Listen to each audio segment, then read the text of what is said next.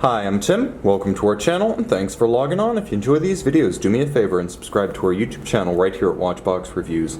I would really appreciate it, and I promise to update daily. If you love this watch, you can see it, and you can purchase it on our website, thewatchbox.com.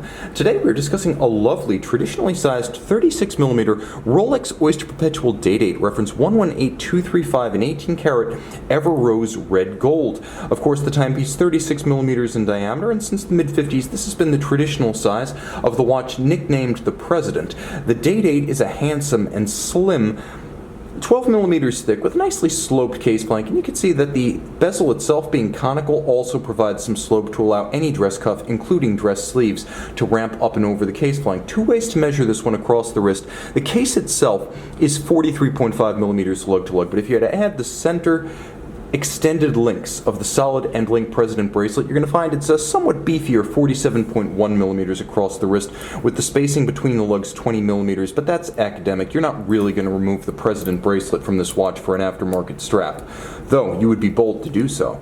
The President bracelet, and it is officially called the President bracelet, whereas the watch is nicknamed President, the bracelet truly is the President. It's a handsome piece that sort of straddles the line between the substance and heft, the solidity of the 3-link Oyster Sports bracelet, and the small individual links of the soft, supple, but somewhat fragile Jubilee. This is the best of both worlds. It's the comfort of the Jubilee with the strength of the Oyster. Polished centers, polished outer faces, satin flanks, there's staggered link alignment, and you can see that removable links are fixed by screws. You can also see that it's a pretty good sports bracelet, as from the underside, there are plenty of gaps to vent the wrist and avoid pinching skin or pulling hair. The clasp is a handsome piece and surprisingly sophisticated.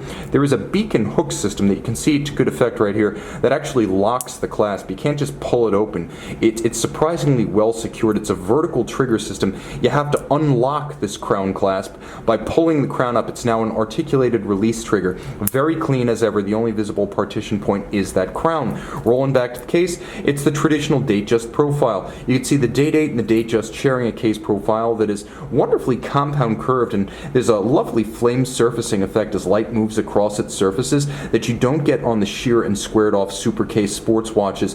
Integrated solid end link, and you can see there is a Rolex twin lock crown with its signature double dots for red gold twin lock.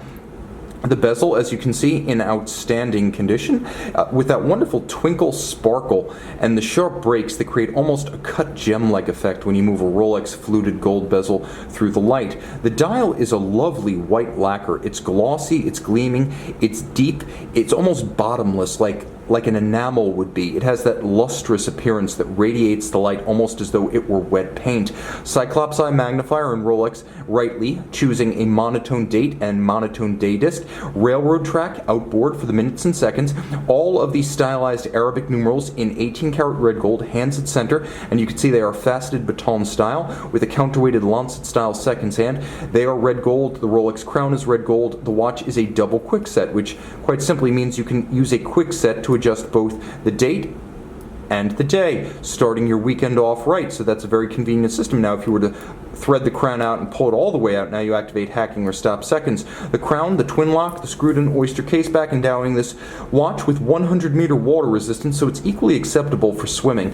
And of course, the caliber inside Rolex manufacturer caliber 3155, automatic winding, bidirectional, very smooth with Teflon-coated reversing wheels and a jeweled staff, 48-hour power reserve, 28.8 beat rate, 31 joules, hacking seconds, double quick set, COSC certified Swiss chronometer.